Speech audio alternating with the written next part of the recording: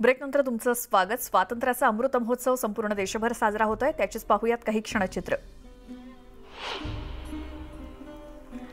मध्य प्रदेशच्या इंदोरमध्ये अशी मानवी साखळी तयार करण्यात आली आणि साखळीद्वारे भारताची प्रतिकृती साकारत अनोख्या पद्धतीने स्वातंत्र्य दिन साजरा करण्यात येतोय। याची नोंद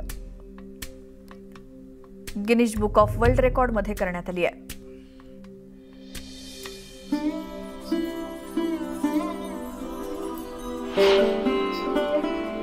आसाममधल्या सलमारा कलमचर इथे स्वातंत्र्य दिनानिमित्ताने तिरंगी होड्यांची शर्यत आयोजित करण्यात आली होती।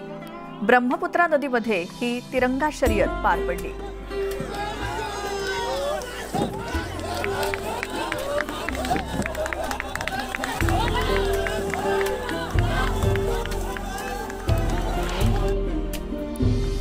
जम्मू काश्मीरमध्ये पर्यटन विभागाकडून स्वातंत्र्य दिनानिमित्ताने विशेष उपक्रम राबवण्यात आला। येथे चिनाब नदीमध्ये तिरंगा राफ्टिंग कार्यक्रमाचं आयोजन करण्यात आलं।